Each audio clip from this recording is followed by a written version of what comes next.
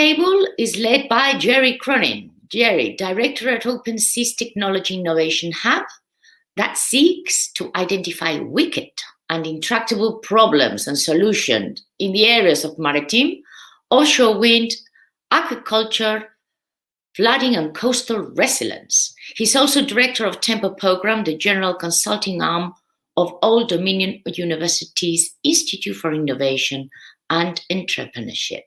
So there I leave you in the IoT Roundtable. Thank you very much.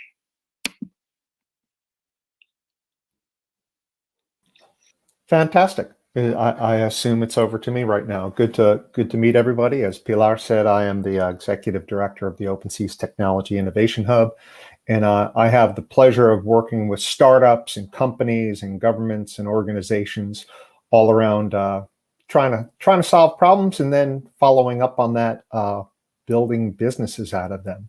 And logistics happens to be one of the pillars of what we do. We're located in a major U.S. port city, so we're a bright node in the world's global network of trade. So all these issues are extremely important. IoT to me is a very, very exciting thing. It's sort of the natural culmination of, you now have persistent communications, which are getting more pervasive by the day. You've got great sensors, you've got great control systems, analytics are getting, more powerful, and then throw AI and machine learning on top of all that.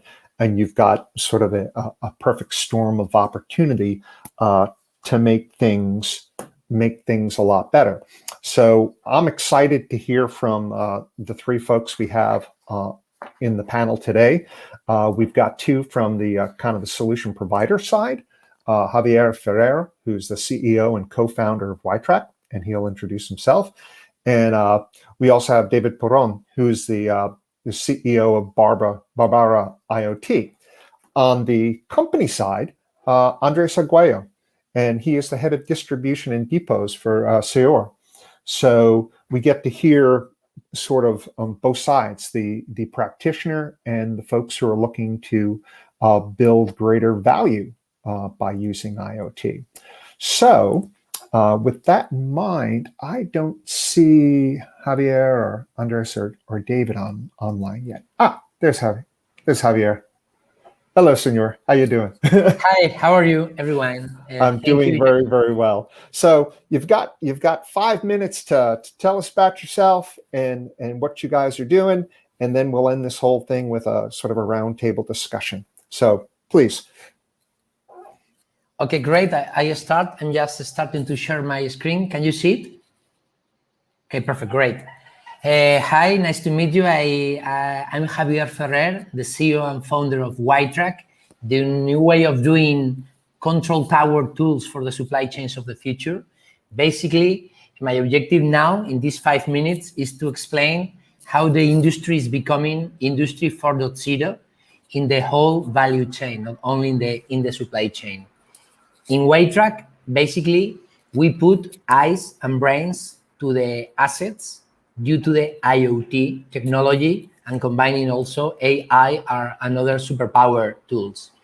We are a worldwide technological vendor playing in automotive, food, maritime, and other sectors where logistics need superpowers of track and trace, okay? My objective is to show you how we can locate and monitor anything, anywhere, on real time, wirelessly to the world, okay?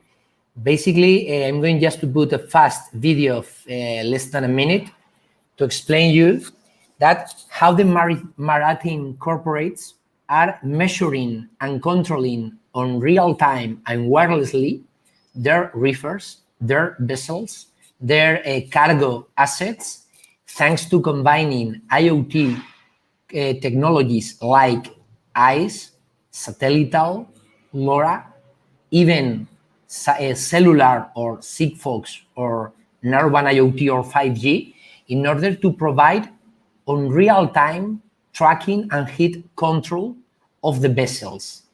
Due to that, food corporates or even pharma corporates are tracking on real time their assets in the sea, in the air, worldwide.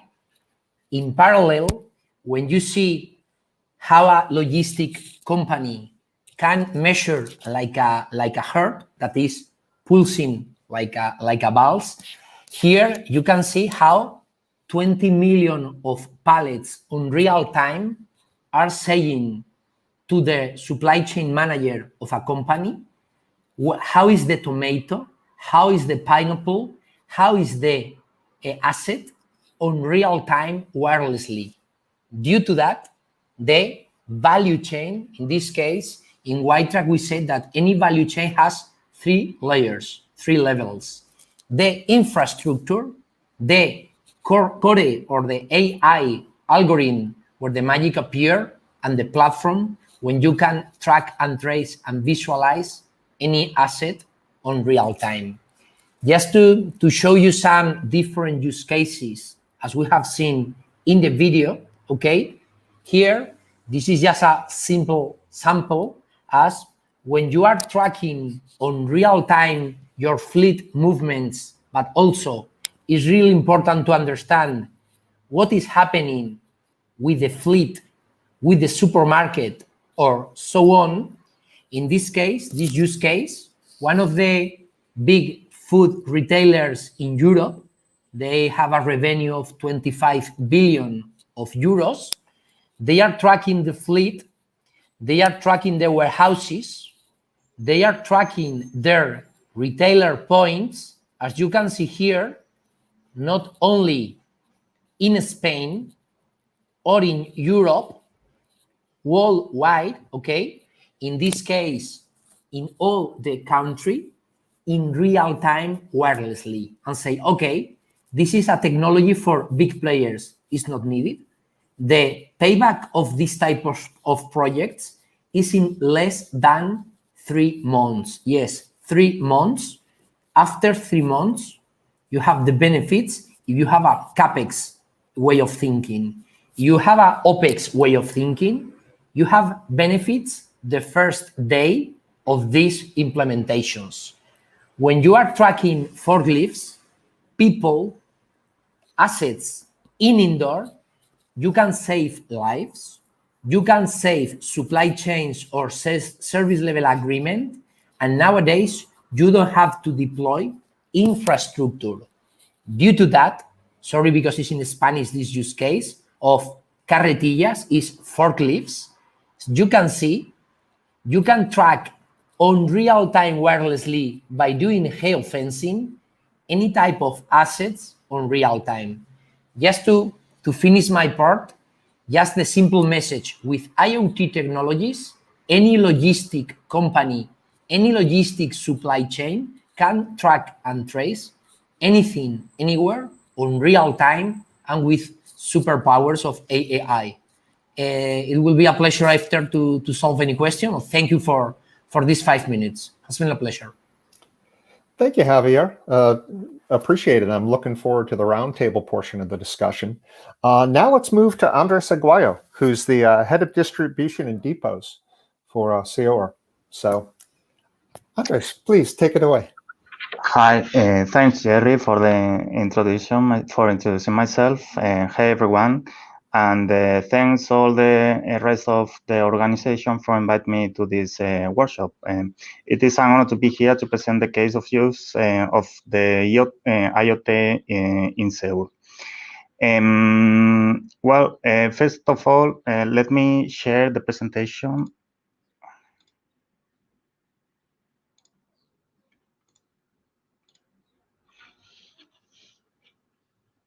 Did you see now? Okay. Well, first of all, before we start talking, we start talking about the case of use of the IoT.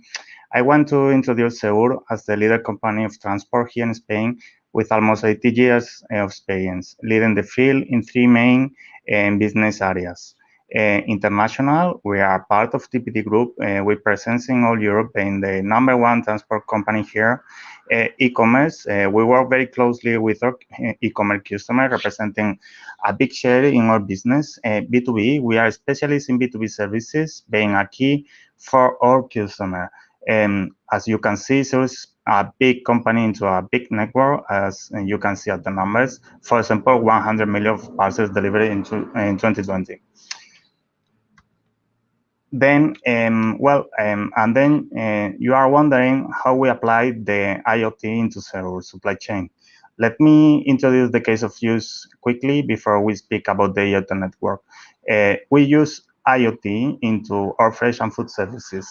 Our fresh and food services, called here in Spain, Seu Frio, it is a high-quality end-to-end services designed to transport parcels between 2 and 8 Celsius degree into a controlled way. We usually transport meat, fish, and seafoods, dairy products, and gourmet products, always with the commitment with our customers to keep cold chain between 2 and 8 Celsius degree. And then the main goal of Seu Frio is to offer the end-to-end traceability of temperature and the process of their processes. Well, how do we do? That's the question to answer here. To keep core of customer passes, we have an adapted network to operate with the requirements of the service and to keep end-to-end traceability. We have 300 last mile vans, 700 delivery containers, 150 line haul trucks, 200 line haul containers, and also 100 cold rooms in all depots. Well, it's okay. It's okay. We have a lot of parcels, and we have a lot of vans, trucks, cold rooms, but the most important thing is to keep the parcel cold and register them. How do we do to register the temperature? Easy, no? Using the IoT technology in that case. We have almost 1,500 IoT devices in our network. These devices are connected to a local partner network, and we record all the registers into a cloud database, as you can see in these slides. Thanks to the integration via API, we could relate the temperature with our operative scan each 50 minutes only. So we can relate the process with the IoT, thanks to the total coverage here in Spain, because all the vans, trucks, cold rooms, and I have a device installed inside. Well, we have the fresh and food service implement, the infrastructure to implement, and also the technology implement. Then what about the result of this solution? Thanks to the IoT, we have real-time monitoring and all the processes and temperature of our parcel controlled. For example, here we have the KPIs of temperature of one Seu depot. We have the maximum temperature, the average temperature in this day, and the minimum, and also the alerts of the temperature of the infrastructure. This information we serve to our customers to guarantee the cold chain of their parcels. And that's the benefit of this. Well, that's all from my side in this 5 minutes. I hope you enjoy the case of use of the IoT technology here in Seu, and that's the Seu Frio solution. Hope you enjoy. Thanks, Andres. That was very informative, and I'm looking forward to the discussion. Last up, we have David Poron, and he's with Barbara IoT. So over to you, sir. Thanks, Jerry, and thanks the previous speakers for their great presentations, and thanks everybody for listening to me. So let me share my screen and present what we do in Barbara IoT and how we think the IoT is disrupting the logistics market. So First of all, who we are, Barbara, we are experts in industrial IoT connectivity and secure edge computing. So I think what the previous speakers was great. I think we do very similar things, but we have a very core focus on security for critical applications and edge computing. And I will explain to you what is this. What are the IoT challenges when it comes to logistics? The first one is connectivity. As Javier explained, connecting all over the world is very complex. There's a ton of different technologies: LoRa, 5G, NB-IoT, Wi-Fi, short-range connectivities, and it's very complex to understand what is better for any case and support all of them. The second one is scalability. So it's easy to do a POC, a proof of concept, with one device, but how do you scale to millions of devices? And third, and last but not least, cybersecurity. When you talk about critical assets, and I will put you some examples, cybersecurity can be a critical need.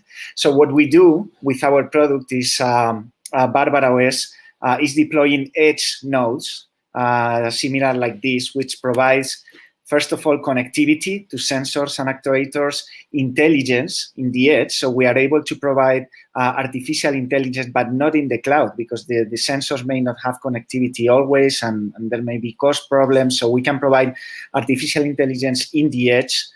We can remotely manage the life cycle of millions of devices, so activate them, deactivate them. And again, last but not least, we protect all the deployments, all the sensors, all the actuators, and furthermore, all the information cyber securely from the edge. So we are in many industries. We are a cross-industry platform, but today we're here to talk about logistics, where we have customers like Dia Supermarket, one of the biggest supermarket chains all over the world. But I want you to present a use case when security makes sense, which is critical inventory management. So we do have a use case with the fire department here of a region in Spain, and we are putting these edge nodes in their trucks to do real-time inventory management. So obviously, since this is a critical service, it is subject to be hacked and to be attacked by cyber criminals. So this is why the fire department trusted in Barbara, because we can connect the inventory in real time, but without any risk.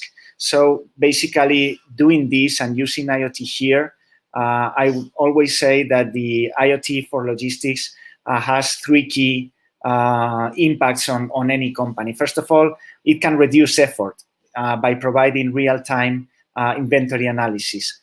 It can reduce mistakes by doing a completely digital and automated inventory, and this, when the fire department is going to an emergency, this is critical, reduce mistakes.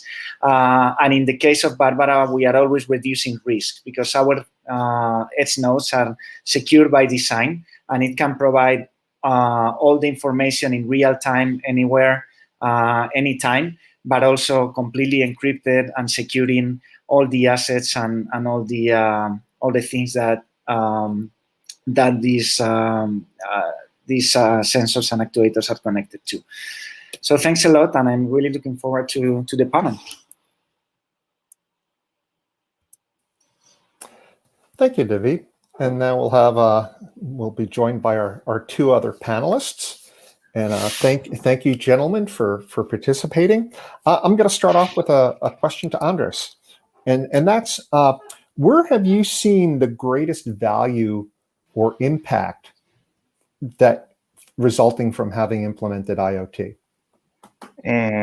Well, that's a good question, Jerry. Thanks, IoT, we could guarantee the cold chain and the possibility to offer to our customers the traceability of the temperature of the parcel, for example. And that valuing increase the service level and increase also the revenue into our company. That's information to improve the processes also, for example. Yeah, great example. Javier, I'd ask you the same question. You're not implementing it at your company, I would assume, but you've done implementations for other companies. If you were looking at all your implementations, where was that wow return on investment that you might have seen? Great question. And when I speaking with my clients like Ford Motor Company, Volkswagen Group, Nissan, Mercadona, Carrefour, so great corporates from food, logistics, and so on, the first benefit is the economics. When one client saved $20 million in less than 6 months, spending less than 100K, so the ROI or payback was super sexy.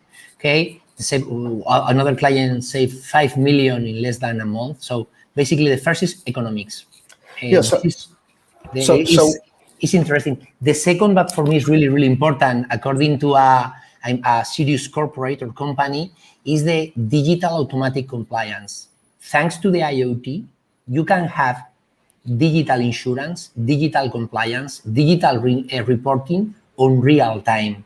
Basically, in order to have great decisions, you need data, qualified data.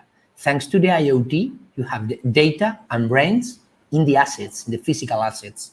So if you combine economics and compliance or fast decisions, the magic appears. So, and now in the pandemic and before in the pandemic, the supply chains were blind. They didn't have data. Now, data is rubbish, it's knowledge, it's the new petrol or the new goal of this age, is the qualified data. We call insights or qualified insights, okay? Mm-hmm. So you say 20 million. So where did that 20 million come from? Was something... in this specific case, by reducing stocks and scraps, okay? When you are an important tier one from automotive sector and you have a lot of spare parts or warehouses and so on, the problem is that if you don't have data of your physical assets, you have over stocks on funding in your supply chains, okay? The other was one client that saved 5 million was two manual operations that thanks to the IoT, you can know now when you provide cool track and trace for a tomato or from this is the Bexen medical pallets, they move vaccines, AstraZeneca, Johnson Control, so on. They lost vaccines a few months ago. Yes, some important assets. Now, a medical and pharma, they don't lose anything because they can, with a simple device or an active simple tracker, they can have this data to save life. So this data transformative in insight is the new goal, is the new petrol of this industry 4.0. Great. How about you, David? Where would you say, from your experience, the greatest value, a wow story? I fully agree with Javier. I think it's all about economics. And for example, if one of our customers, the main problem with logistics is that many times there are a lot of manual processes and people is paid by productivity. So that means that people goes very fast trying to do their work and we're humans and they have a lot of errors. So by implementing our IoT technology in warehouses, one of our customers reduced by 30%, 30, the errors performed in their logistics chain. So that means 30% less returns, less complaints, and at the end of the day, 30% more benefits. So yeah, it's directly related to economics. I fully agree. Great. Yeah. I agree with my colleagues. It is true that if you implement the IoT technology, your warehouses and you have the possibility to audit and to control your internal processes. And if you control your internal processes, you have the opportunity to improve that. And that's a way to keep improving your company and your processes. And that's a good value of the IoT. Javier. I want to complement, because I absolutely agree with David and with Andre. One pallet customer say that thanks to us or thanks to the IoT, they can offer new services to the world. So pallet as a service, container as a service, even a machine as a service. So The IoT provides new services, new challenges in order to provide more, not only user experience to the employees, to the customers. You can do an automatic preventing pallet to avoid to be steal, or to provide a one-way or circular supply chain to the logistics. So when you are seeing Amazon supply chain, Walmart supply chain, Tesco supply chain, now it's not only transport tomatoes, it's to provide more insights and even more services due to this insight. So that's like, it's not magic, it's technology, but really helpful for new functionalities, new services. Yeah, David, I'd ask, when you're doing these things, what's the hard part? I mean, it magically does not come right out of the box and everything's working. Having done large systems implementations in the past, there's always those. What's the hard part? Well, I will say, at least in our case, as I said during my presentation, the hard part is scalability. Many people is doing POCs with their engineering R&D departments, and it works perfectly when it is in the lab for one device, two devices, three devices. But when they go and start putting more and more devices in the network, there are many problems. How do you manage all the devices remotely? How do you update the firmware? How do you, secure those devices? Because that's, again, it's a very challenging thing deploying security. It's very simple to provide security in an IT control room, but when you have millions of devices outside, how do you do it? So all these problems comes when you go out from a POC, from a proof of concept. So for me, doing POCs, proof of concept, may be simple, but many projects fail. Actually, Cisco said that 3 of each 4 projects of IoT fail in the scalability phase. So for me, this is the challenging thing. I'd say, Andres, on the on the customer side, what was hard for you guys? What would you say? Hey, be careful about these things. I agree with David. I think that the process and the government, the process and the governance of all the process, the governance of all the devices, the change of the batteries, for example, it is a big problem when you have to change in these batteries, for example, and it is a problem too, because we can lose the devices. No, if you are thinking of all the government of this management, it is a difficult way to government, or very good, and that's the key if you want to go out for a proof of concept to get all your network implemented with IoT. Javier, over to you. What's hard? My feelings, or white track insights, good and bad news. The technology and the processes is, for us at least, is not the challenge. We are tracking more than 50 million assets worldwide from Valencia. So it's not the main challenge I found in super huge corporates is the human beings mindset. Sometimes change the way of thinking of a corporate is hard. So the good point, technology is easy to adapt, is easy to protect, and easy to make within a process.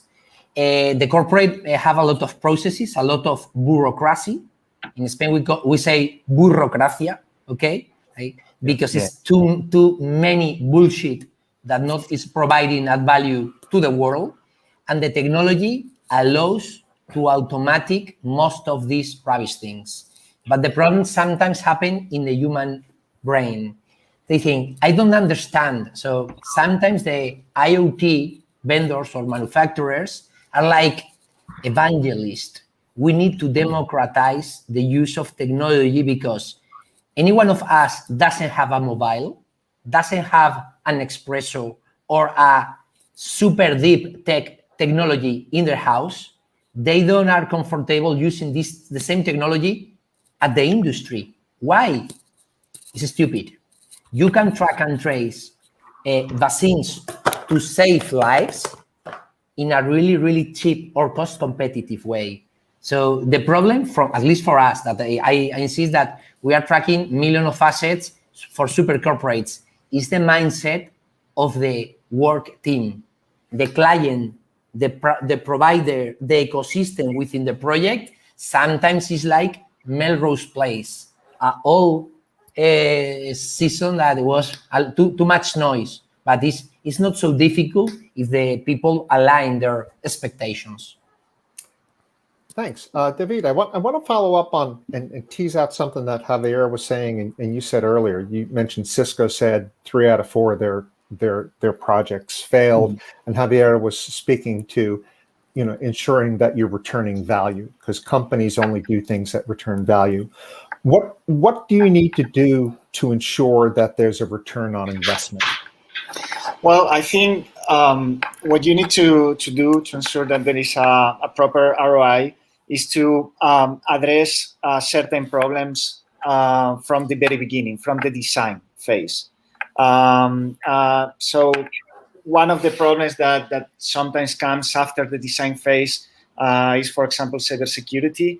And there are many companies that when they want to put cybersecurity at the middle of the project, it costs much more, right? So if you haven't designed the things properly, putting patches on top of that is very complex. And same thing with, for example, device management. So we have a device management platforms that allows to control the devices remotely. If you don't have this from the very beginning, then introducing it later, it will cost much more. So for me, a proper design and a proper counting with the right providers, and this is important because, when you talk especially in industrial IoT, there's many people going to the typical industrial providers where they are trying to do IoT, but there's very specific expertise that is required for this market, and it's coming from companies like WeTrack or Barbara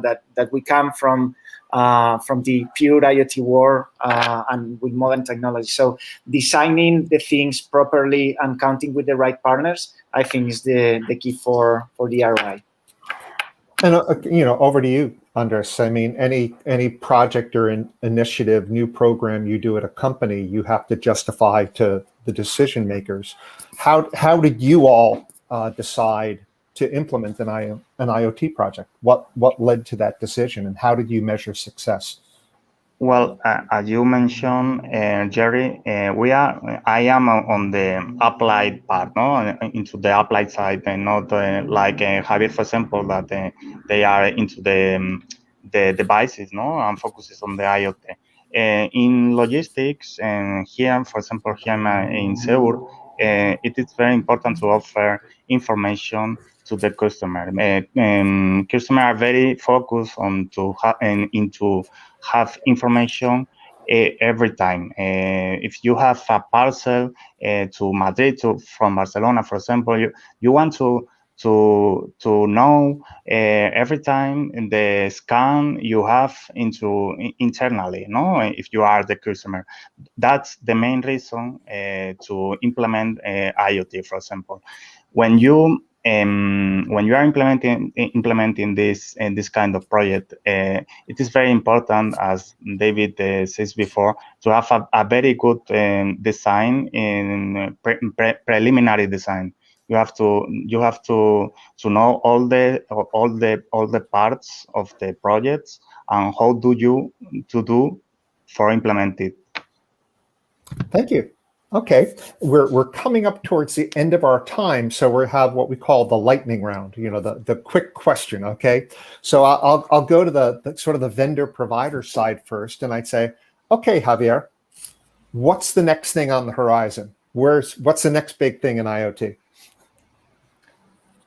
Too many. No, but no. To become more human. Now in IoT, industrial IoT, NIoT, nano Internet of Things, the health IoT, there are so many surnames of IoT that the IoT combined with AI, artificial intelligence, cybersecurity, hyperconnectivity, cloud and edge computing.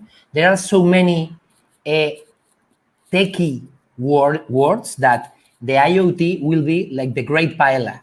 The best paella in the world is from Valencia. This is easy. We invent the paella, okay? So IoT is like the rice, but a paella has different ingredients. So what is going to happen with the IoT? That is going to combine with the rest of the paella ingredients in order to become more human, okay? Because basically technology doesn't make any sense without the human flavor.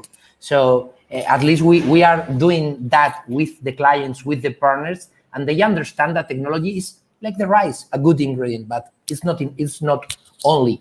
It's something needed, but it's not the essential, the flavor. David, over to you. The next big thing on the horizon. Well, I will be a little bit more techie. I think there are two things that are trends that we are seeing and will be in the close future very important. The first one is the edge computing. We've been putting everything on the cloud, but everybody has realized that sometimes the cloud is not perfect due to delays or cost and so on. So computation is going back to the devices. So I think edge computing is gonna change a lot of things.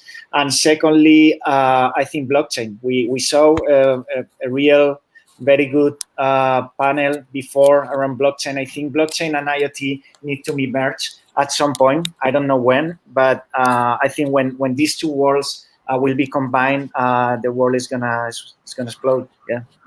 Super. And we'll end with Andres. And the way I'll pose the question here is you've implemented IoT. What do you wish it would do for you that is not happening now? My best wish, Jerry. Well, my best wish when you implement the IoT, I think you have this to discover new processes, to discover new information. You never have it before, and all this information, the main desire is how to do with all this information to make dashboard, to have and to know how to explode all this information. That is the best desire I have here in Seoul. Thank you, and that's pretty typical when you look at technologies going into industries and new uses. All of a sudden, you have all this data. When telematics first were being put on trucks, the biggest complaint I heard from folks is, "I have all this data. What do I do with it?" So that makes perfect sense. I appreciate everybody's time. I learned a lot. Fantastic presentations, fantastic insights. And now I turn it back over to Pilar. Thank you. Thanks a lot. Bye-bye. Bye.